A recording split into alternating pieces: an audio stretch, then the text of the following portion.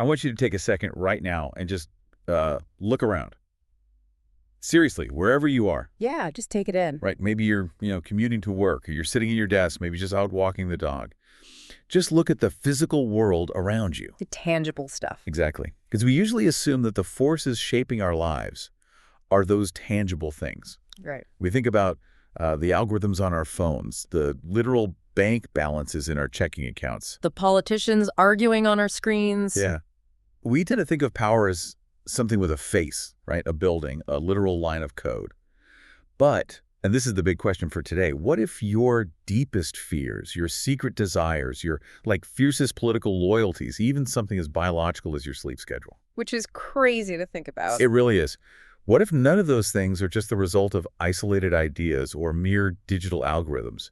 What if they are literal, invisible atmospheres that you have been carefully, methodically trained to breathe? It's an incredibly jarring concept to wrap your head around at first. I mean, we are so heavily conditioned by the modern, visible world to look for authority only in, physical objects. Institutions, offices, that kind of thing. Precisely. Because of that materialist bias, we completely miss the emotional climates, the literal energetic fields that we absorb long before we even have a chance to intellectually examine them. And that is the absolute core of what we are getting into today. We are taking a massive front-to-back deep dive into an unreleased, just absolute behemoth of a manuscript. It really is a dense piece of work. It's huge. It is titled Jinn and Egregores: How Invisible Systems Shape Belief, Power, Desire, and the Modern World, by an author known simply as M.S.R. And the ambition of this text is just staggering. It is. And our mission for this deep dive is equally ambitious. We're going to unpack this massive paradigm-shifting text, exploring every single major theme from the first page to the last. Chapter by chapter, essentially. Right. The goal is to give you, the listener, a shortcut to being deeply well-informed on a radical theory. We're looking at how invisible collective fields are engineered, how they capture human attention, and most importantly, how to actually break their spell. It really is a beautifully constructed text. The author is doing something highly unusual here. He's synthesizing deep sociology, crowd psychology, esoteric history, and theology. Specifically in Islamic Quranic theological framework, right? Yes, exactly. He uses that framework to build a completely unified theory of invisible control. Now, before we really wade into the deep water here, I need to put a firm disclaimer right at the front door. This book touches on some incredibly charged, highly sensitive topics. Very sensitive. The author uses this invisible architecture to analyze modern politics, historical events, and massive medical crises. He takes a very controversial look at things like the COVID-19 pandemic, the nature of nationalism, and the ideology of Zionism. It's heavy material. Extremely heavy. So I want to make it crystal clear to you, the listener, right now. Yep. We are not taking sides. No, not all. We are not endorsing the author's specific sociopolitical viewpoints. We aren't making any claims about medical science, public health, or global geopolitics. Our job today is to act as your impartial guides. Exactly. We are simply conveying the fascinating, incredibly complex framework laid out in the original source material. We're just looking at the mechanics of this theory. Precisely. We're picking up the lens the author has crafted and holding it up to the light to see how it bends reality. And let me tell you, it is quite a lens. Okay, let's unpack this. The author starts the entire premise by comparing invisible power to weather.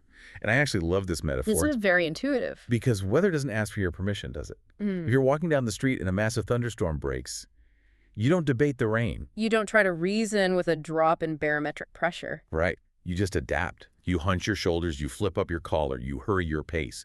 Your behavior is forced to conform to the atmosphere. And that transition from the idea of physical weather to psychological weather is where the author introduces the foundational concept of the entire text. To understand how modern society is controlled, we first have to define what this psychological weather actually is. And he uses a very specific word for it. He does. He resurrects a somewhat obscure term, an egregore. Now, we have to clear away some immediate misconceptions here. If you've heard the term before in, fringe internet circles, you might think of an egregore as a literal cartoon ghost. Like some kind of goblin hiding in the rafters. Exactly. The author rejects that completely. But He also rejects the purely secular academic view that an egregore is just a poetic metaphor for culture or the zeitgeist. Right, it's not just a vibe. It's not just a trend on TikTok. No, no, it is far more structural than a vibe. The text defines an egregore as a stabilized, patterned field of human investment. Okay, wait. Human investment. What is that investment actually made of? It is made of human attention, human emotion, collective ritual, shared memory, and desire. The core premise here is profound. Human beings are categorized in the text as spark-bearing creatures. Spark-bearing, meaning we have a soul, like an inner vitality. Exactly. We possess a divine spark. And because of that spark, our attention, our focused emotional charge, acts as a literal energetic currency. Wow, okay. When large numbers of people invest their attention and their deep emotional resonance into the exact same symbolic structures over a sustained period of time, invisible field forms, it coalesces. And this is where it gets scary, right? Terrifying, really. Because once that field stabilizes, it ceases to be a passive creation. It becomes active. It begins to influence, govern, and literally feed upon the very people who originally sustained it. So it's kind of like, yeah, let me try this analogy. It's like a path being worn into a grassy field. One person walks across the grass, and it's just bent blades. No big deal. Sure. But 1,000 people walk across it, and it becomes a permanent, compacted dirt trail. And once that trail exists, it starts dictating where the next 1,000 people will walk. The path starts governing the pedestrians. That's a great way to visualize it. But the author argues that these fields aren't always just accidental, right? They aren't just organic paths that form randomly. Someone is actually paving the road. Yes. And this is where the text introduces the entity doing the paving, the Jinn. Okay, let's talk about the Jinn. The author draws heavily on Quranic cosmology here. Now, again, throw out your pop culture ideas of a blue genie in a lamp granting wishes. In this framework, the Jinn are a pre-Adamic, fire-born class of beings. Pre-Adamic, meaning they were here before humans. Right. And the text draws a sharp contrast, where Adamite humans are made of clay, meaning we are grounded, physical, embodied, and we possess the divine breath the Jinn are made of smokeless fire. So they're completely different from us, materially. Entirely. They are native to the atmosphere, to subtlety, to the unseen. And most importantly, their primary mode of operation is indirect rule. Okay, wait, let me try another analogy here to see if I'm tracking the mechanics of this. If we think about this entire system, like modern software development. Okay, I like where this is going. So the Jinn are the programmers. The egregore is the app they are coding. And human beings, with our spark-bearing attention, are the literal batteries powering the server. That is a brilliant way to conceptualize it, yes. So the Jinn engineer doesn't need to stand over my shredder and micromanage my every move, because the app runs itself once I'm logged in and addicted to it. That is the absolute genius of indirect rule. The programmer never even needs to be in the room. The author points out that direct physical control of a population is incredibly expensive and exhausting. Oh, like a military occupation. Exactly. Think of historical empires. If an empire relies only on naked military force soldiers on every corner, batons, prisons, it constantly has to supervise. It's high friction. The moment the soldier looks away, the populace rebels. Right. People don't like being hit with batons. But if you can build an egregore, an atmospheric app, the human host absorbs the symbols, the rituals, the fears, and the overarching identity of the empire. And then what happens? The host then begins to police their own thoughts. They carry the empire inwardly. Man, that perfectly explains a quote from chapter 3 that really stuck with me. The author writes, "The fish does not theorize water." Yes, a profound statement. The reason we don't see the egregore is because it presents itself to us as absolute normality. It disguises itself as common sense, as our cultural heritage, as signs of maturity, or even as our own personal sense of justice.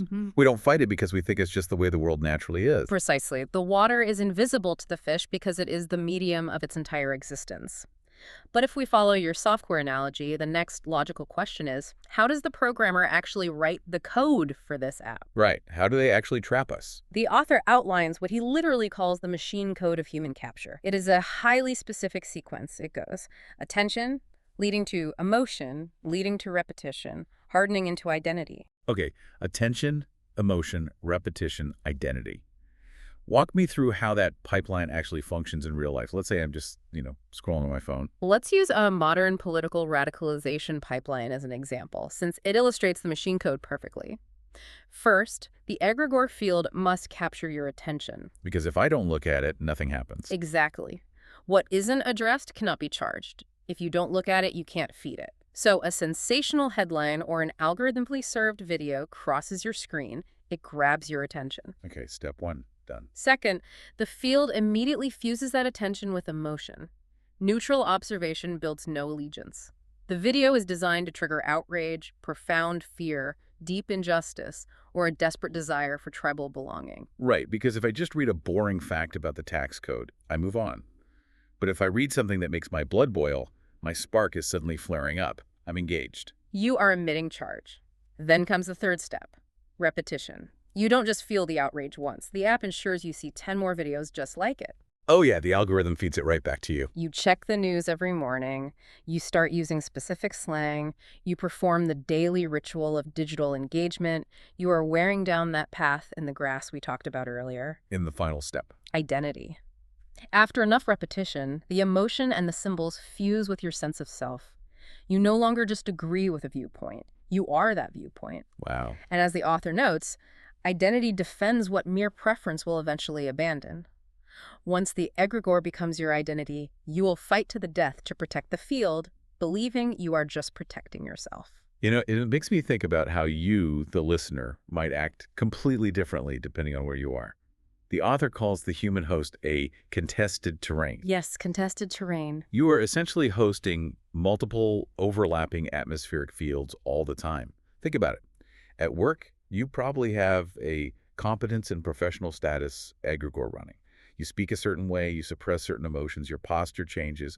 Then you commute home, log onto a highly polarized social media platform, and suddenly the outrage and tribal loyalty egregore takes over. You might say things online you would never say in a boardroom. You feel like a totally different person because different fields have access to your mental bandwidth at different times. And what's fascinating is that the Jinnic engineers don't even have to build all these fields from scratch. The text makes a sharp distinction between pre-seeded templates and dynamically generated local fields. What's a pre-seeded template? Pre-seeded templates are ancient, recurring, atmospheric forms that have existed for millennia. The archetype of the empire, the cult, the martyr, the apocalyptic panic, they are old source code. So they don't have to sit down and handcraft every single internet microtrend or new political faction. No, they just provide the hostile platform, the overarching architecture, and then they watch. They observe which local, organic human fields start gaining emotional charge, and then they pour accelerants on the ones that serve their ultimate purpose of capture. But wait, how do they actually store all that emotional charge? Humans are fickle. We get angry, and then we get tired and go to sleep. How do you bottle up human emotion so the field stays stable over time? The author argues that the answer is symbols and rituals. He essentially says that a symbol is a high-capacity storage device. A storage device, like a hard drive for feelings. That's a perfect translation of the concept. Think about the physics of a symbol. It compresses a massive, unmanageable amount of emotional, historical, and psychic charge into a single visual or auditory marker. Give me an example. Consider a national flag. Materially, a piece of cloth is just dyed fabric. It has no intrinsic power, but a flag. A flag can demand total reverence. Oh, absolutely. It can provoke grown adults to tears. It can be used to justify mass violence. Why? Because it is a storage node. It holds the centuries of blood, myth, and collective emotion poured into it. When you salute it, you are plugging into the egregoric battery. And the ritual aspect is what the author calls phase locking, right? Yeah. It's not just about one guy looking at a flag alone in his living room. It's about millions of people interacting with the symbol at the exact same second. Yes. Phase locking is a term borrowed from physics, where oscillators synchronize their rhythms. In a human context, it's about making many hearts beat in one unified pattern. Like a crowd. Exactly. Think of a massive sports stadium chanting in unison, or a political rally, or even a synchronized global news drop. The ritual forces individual human sparks to align their frequency. And what happens when they align? When a crowd phase locks, individual rational thought plummets, and the egregoric field surges in strength. The atmosphere literally thickens. Okay, but this raises a massive obvious question for me. Why on earth do we let these symbols in? If we possess this divine spark, if we have rational minds, why do we voluntarily surrender our bandwidth to these parasitic fields? The author answers this with what might be the darkest and most sobering reality in the entire manuscript. Chapter 10. trauma as the open door. Yeah. This part of the text is incredibly heavy. The author argues that trauma acts as a surgical opening of the human psyche. It does. Walk me through that. How does trauma act like a zero-day exploit in our psychological security system? When a person, or importantly, an entire society, is subjected to sudden shock, profound fear, agonizing grief, or prolonged grinding uncertainty, their normal conceptual armor breaks down. The perimeter is breached. Exactly. Yeah. In that moment of sheer desperation, the human host cannot tolerate the chaos. They are frantically searching for order, for any explanation that makes the pain make sense, for a way to survive the crushing atmospheric pressure. I mean, the egregore is just standing right there, holding a lifesaver. Yes, the field steps in and provides a ready-made narrative. It offers a pre-packaged emotional response. Most crucially, it provides a clear enemy to blame for the pain. And because they're traumatized, they just accept it. Because the host is in a state of trauma, they don't apply critical thinking. The trauma bypasses their rational defenses entirely, allowing the egregore to implant itself deep within the psyche, taking root in the very foundations of their identity. It's chilling. You realize that a society in the midst of a crisis, say, right after a terrorist attack or during a sudden economic collapse, is essentially a society lying on an operating table with its chest cavity cracked wide open. Just waiting for a new program. Just waiting for a new program to be installed by whoever holds the loudest cymbal. It is a profound vulnerability. Now, we've seen how these fields build organically or how they exploit natural crises, but the text pivots sharply here as we move into Section 2. What happens when human beings, hidden elites, and esoteric orders figure out how this machinery works and try to engineer these fields deliberately? This is where the manuscript moves from deep sociology straight into the esoteric and the occult. Chapters 11 through 17. But what is vital for the listener to understand is that the author does not abandon his mechanical structural framework. He doesn't suddenly start talking about magic as if it's some fantasy novel. Not at all. He treats the occult as an applied science of atmospheric manipulation. Right, this absolutely blew my mind. He looks at things like sigils, ancient grimoires, numerology. He treats a grimoire, which we usually think of as a spooky spell book covered in cobwebs, not as a mystical diary, but as a highly technical procedural manual for symbolic compression. Yes, it is literally an engineer's notebook on how to condense intention, fear, and field logic into a concentrated geometric form to hack human consciousness. And then he tackles the aspect of timing within the occult. Numerology and astrology. Now, I have to push back here. Astrology. Oh no, it sounds like... I mean, people read their co-star apps or check their horoscopes for fun. It's a meme. Are you telling me this book argues that reading my daily horoscope is actively scheduling my attention to feed an invisible genic system? That sounds like a massive stretch. Walk me through how that actually empowers an egregore. The author's answer to that is profoundly anti-astrological, but not in the way a modern scientist would argue. How so? A scientist says astrology is fake because rocks in space don't emit magical rays that affect your personality. The author says astrology is dangerous because it is a counterfeit alignment. Counterfeit alignment. He argues that it is not that the stars literally dictate human fate. Rather, by treating the sky as an intermediary regime, by believing that planetary movements govern your mood or your destiny, you voluntarily surrender your agency to a calendar. Oh, I see. It creates a cadence for the field. Exactly. It gives the egregoric engineer a rhythm. If 1 million people believe that Mercury in retrograde means communication will break down, they will collectively manifest anxiety and friction during that period. They do the work themselves. Yes, they pulse and release their emotional charge at the specific intervals dictated by the astrological chart. The stars aren't doing it. The belief in the stars synchronizes the human batteries to release their energy all at once. Wow. So astrology is less about the stars governing us and entirely about human beings surrendering their sovereignty to an egregoric calendar. You feed the field while believing you're simply honoring the natural cosmos. Captivity becomes cosmology. Captivity becomes cosmology. That is incredibly dark. And speaking of dark, the section on ghosts and apparitions, chapters 15 and 16. I read this part 3 times because it radically shifted how I view the paranormal. It is a completely unique take. He completely rejects the idea that a ghost is just a floating soul of a dead Victorian child with unfinished business, right? He views the entire paranormal realm strictly through the egregoric lens. According to the text, an apparition or a haunting is essentially a field rendered into host-readable form. Like augmented reality projecting from the environment. Very much like that. Imagine a specific physical location, a house, an old prison, a battlefield that has been saturated for decades with a dense, traumatized, fear-soaked emotional field. The human charge has soaked into the geography. Yes. A Jinn user, or the field itself, can project an image through that dense atmosphere. The ghost isn't a dead human. It is the atmospheric construct translating itself into a symbolic visual or auditory form. So that the human consciousness can perceive it. And crucially, react to it with fresh fear, thereby feeding the field even more. Which perfectly explains a very creepy phenomenon. Why children and animals are always the ones who sense these things first. The text points out that kids and animals lack the conceptual armor of adults. Yes. Adults have been heavily trained by society to flatten reality with language and logic. If an adult feels a sudden drop in temperature and a wave of dread in a hallway, their brain immediately scrambles to rationalize it. Oh, it's just a draft. I'm just stressed from work. Exactly.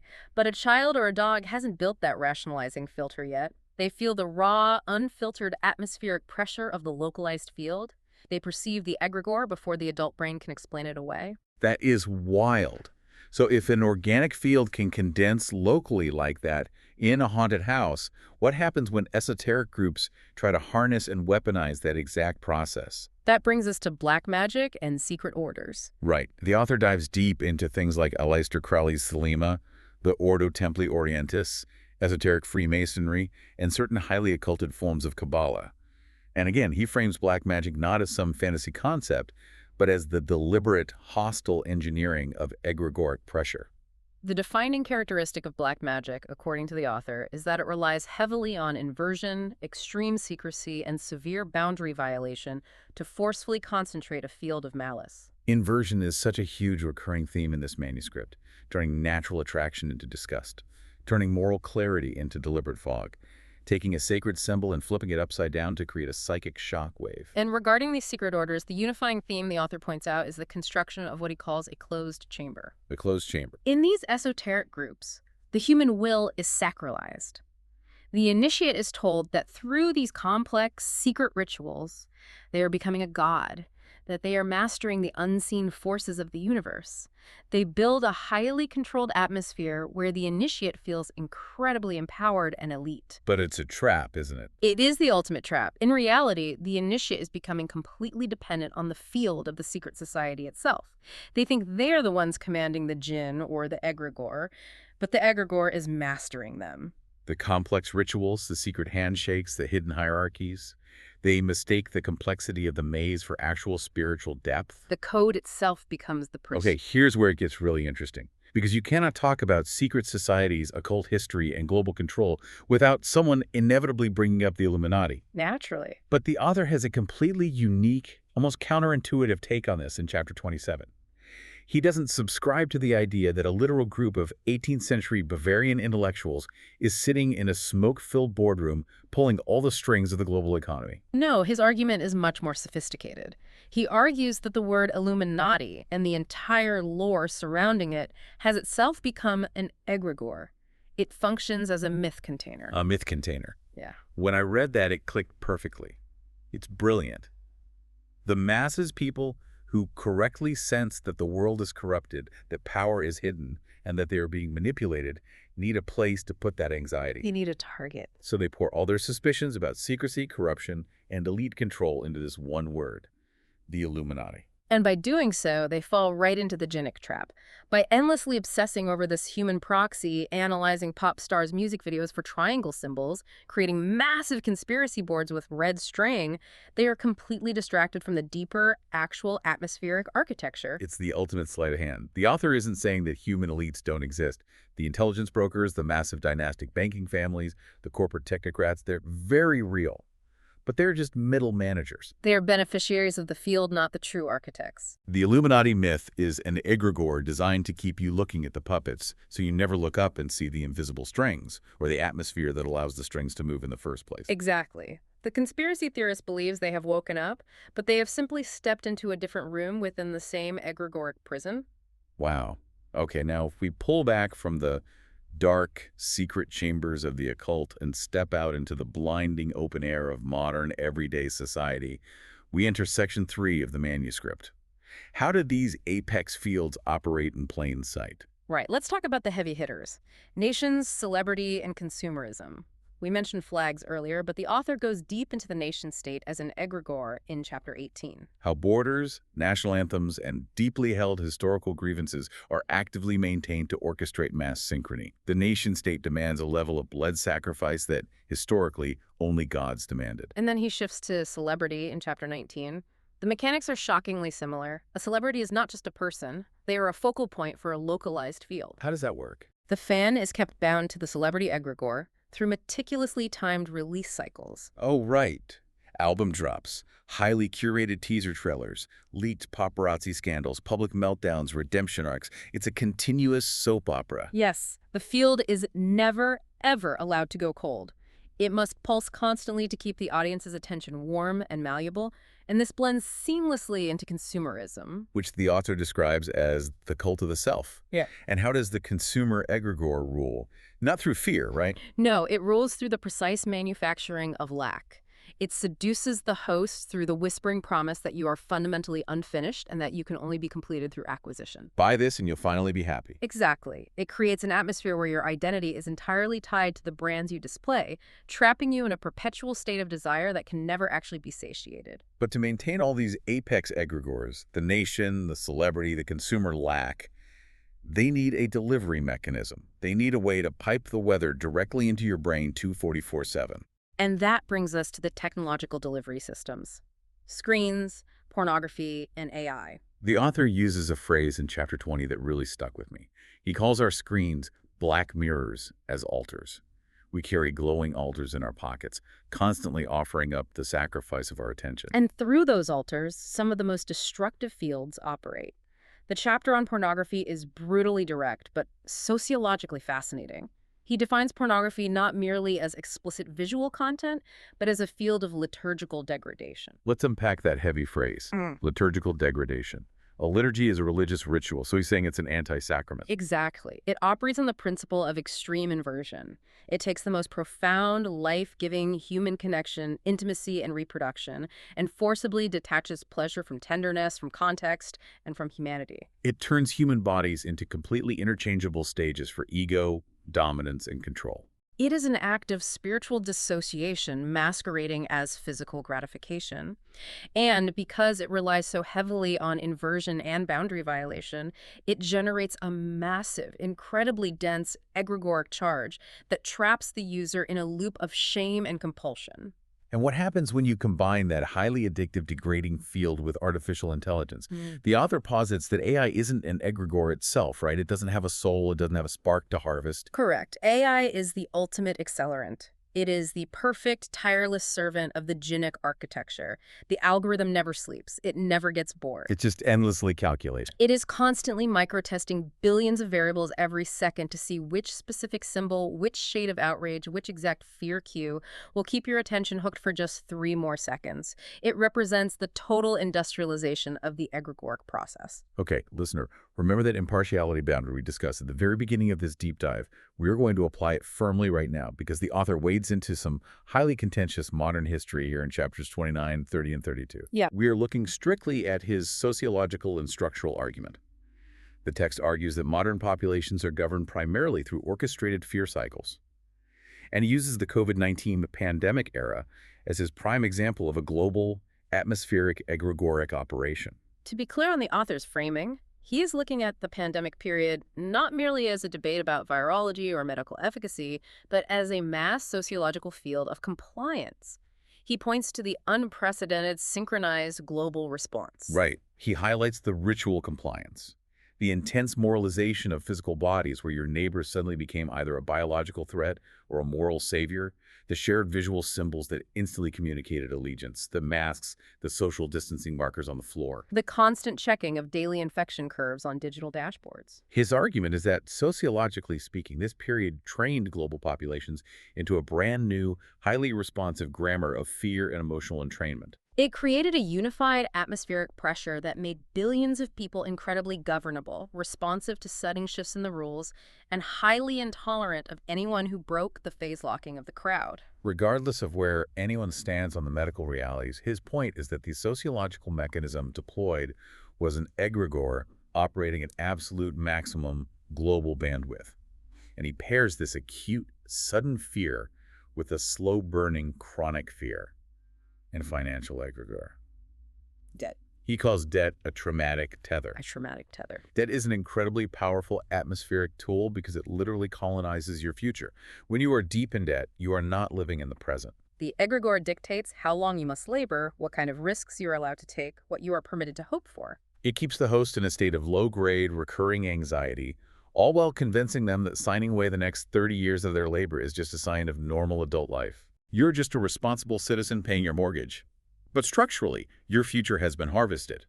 Now, if trauma, debt, and fear force the door of the psyche open, the author has a very stark warning about things that voluntarily rip the door off its hinges. Chapter 31, Intoxicants. Let's talk about intoxicants and psychedelics.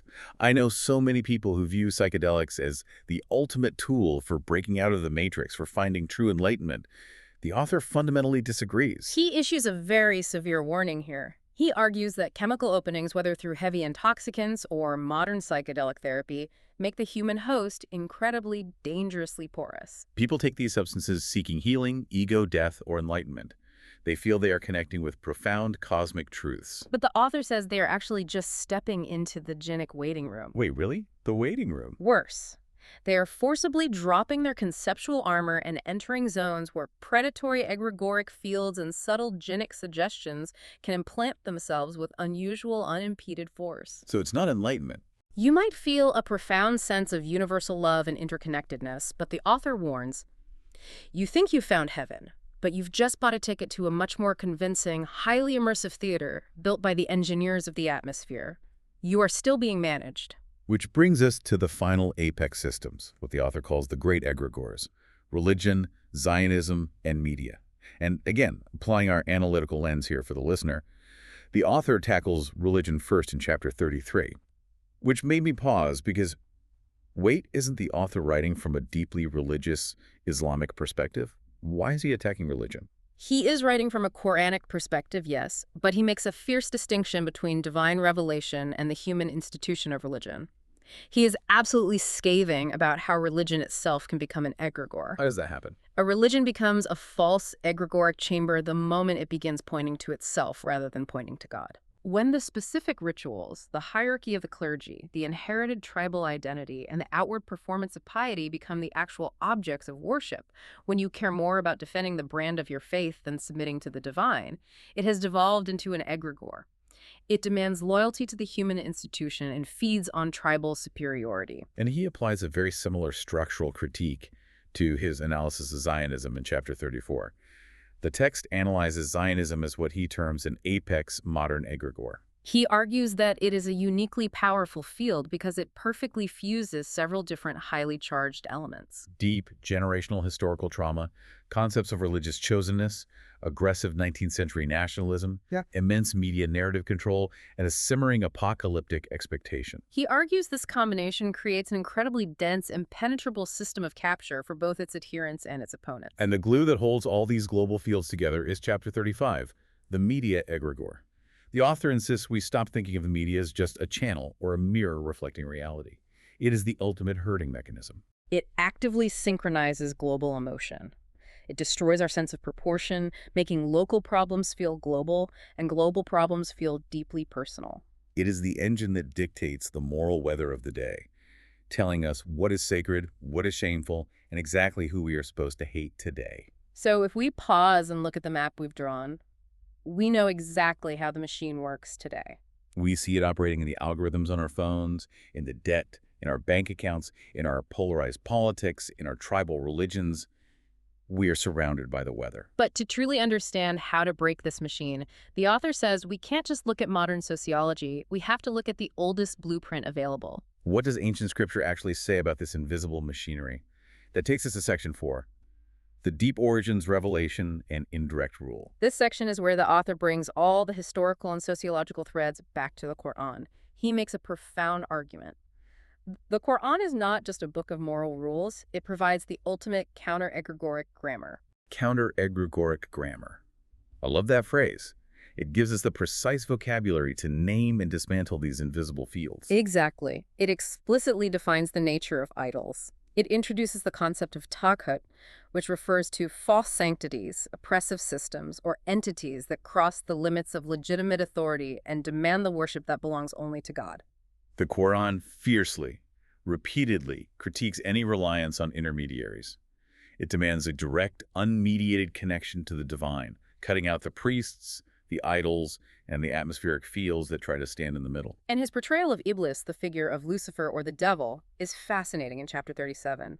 The text doesn't present Iblis as a rival god with a pitchfork, commanding legions of demons in a physical war. No, he is presented primarily as a whisperer. Yeah. So what does this all mean in the context of our deep dive? Let me ask you, why is a whisperer actually far more dangerous, far more insidious than a physical monster kicking down your door? Because a physical monster can be seen, it can be fought with the sword. It generates immediate, unified resistance. A whisperer, however, relies entirely on indirect rule. Indirect rule again. Iblis doesn't force you to sin. He adorns the sin. He suggests. He frames the interpretation of your reality. If he can encode that whisper into a societal symbol, a cultural taboo, or a daily habit you perform without thinking, the trap is set. And the genius of it is that eventually the host does the work of the oppressor for them. Exactly. You mistake the external whisper for your own inner voice. You begin to call your captivity your identity or your authenticity. The entire jinnic strategy relies on you actively feeding the field yourself, believing it is your own free will. And the author traces this back incredibly far in chapter 38, even before the creation of Adam. He extrapolates from scripture that egregores and fields existed before human beings were even created. Yes, he suggests they began as the internal, social, and hierarchical architecture for the society of the jinn themselves. Like any society, the jinn needed cohesion, initiation, and rank. They built subtle atmospheres to govern their own kind. But when Adamite man was created, a being made of clay but bearing the direct divine breath of God, that same atmospheric technology was repurposed and weaponized. It was redirected to dim the spark of humanity, to turn human beings sideways, making them bow to false idols and fabricated fields, instead of standing upright and facing vertically toward God. Which brings perfect context to the chapters on idolatry. Idols are literally just fields made tangible. When an ancient society carves a wooden statue, protects it in a temple, offers it food, and fears its wrath, they are simply externalizing their own collective emotional charge into a physical object. And then they bow down in terror to the very psychological battery they themselves charged up. And the author shows how this understanding isn't completely isolated. He points out how the Bible, with its constant warnings against principalities and powers in heavenly places, or the imagery of the beast in Revelation and various other global scriptures, contain fragmented, echoing truths of this exact same invisible machinery. But he knows a crucial difference, right? Yes. He argues that the ruins of those other esoteric or ancient traditions often lack the strict, uncompromising counter-egregoric hygiene found in the Quran. Counter-egregoric hygiene. Many ancient traditions recognized the subtle fields, but instead of dismantling them, they tried to negotiate with them.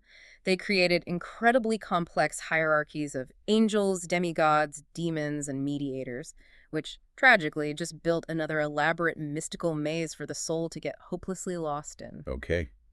We have mapped the prison, we've traced the walls, we see the bars, we recognize the algorithms, the symbols, the political flags, and the whispers.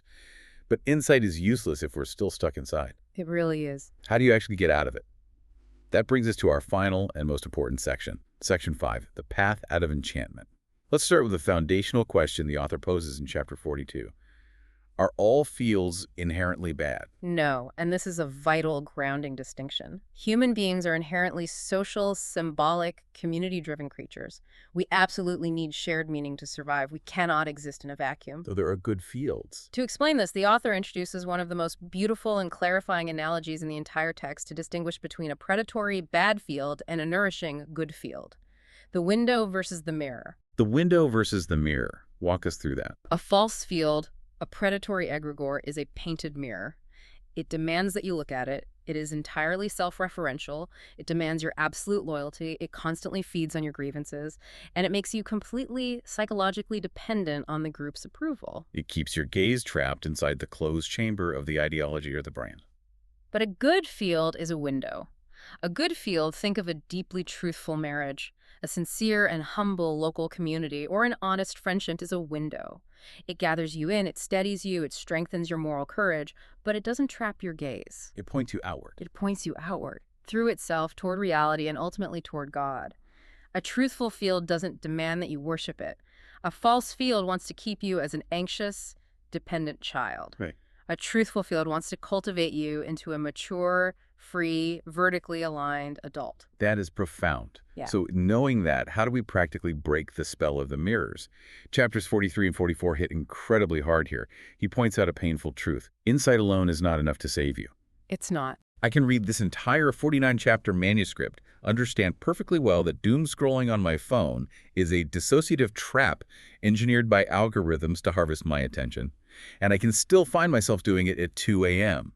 Exposure of the trap does not equal freedom from the trap. That is the tragedy of modern awareness. Knowledge alone merely makes you a highly educated connoisseur of your own prison. Ouch. To actually break the spell, you have to engage in practical, embodied physical discipline. It begins with the deliberate withdrawal of attention. You simply have to stop feeding the machine, fasting from the field, and closely tied to that is the practice of silence. The false field absolutely hates silence. It despises silence because silence immediately reveals the depth of your dependence. If you cannot sit quietly in a room for 5 minutes without feeling an overwhelming urge to reach for a distraction, check a screen, or turn on music, you are seeing your captivity to the atmosphere in real time. Silence starves the egregore. And he talks about reclaiming the body, too. Sleep, walking in nature without headphones, eating properly. It sounds so basic, but the egregore thrives when you are exhausted, overstimulated, and disconnected from your physical body. A fragmented, sleep-deprived nervous system is highly suggestible to fear and rage. And in this process of breaking free, there is a massive trap that the author warns against. It's something I see constantly in modern culture, the trap of counter-idolatry. Yes. Let's talk about this, because this is where so many awakened people get completely stuck. When people finally wake up to the manipulation, when they realize the media is lying or the financial system is rigged, their first instinct is profound, intense hatred of the system. That anger is natural. But if that hatred becomes your entire identity, you have simply built a brand new egregore. You become the obsessed anti-system conspiracy theorist. You spend 10 hours a day decoding the Illuminati, raging on alternative forums, and fighting imaginary wars online. You've inverted the sign from positive compliance to negative rebellion, but you are still trapped inside the exact same mathematical equation. You are still highly reactive. You are still constantly emitting emotional charge. You are still feeding a field. You are just sitting in the rebel cell of the exact same prison, convinced you are free because you changed the wallpaper. It is a brilliant deception. So how do you know if you are actually genuinely getting free? The author calls the true sign of liberation the cooling of the field. And the primary indicator that the field around you is cooling is that your sense of proportion returns. Proportion. Because inside the egregore, everything is cranked to maximum volume. Every single breaking news headline is the literal apocalypse.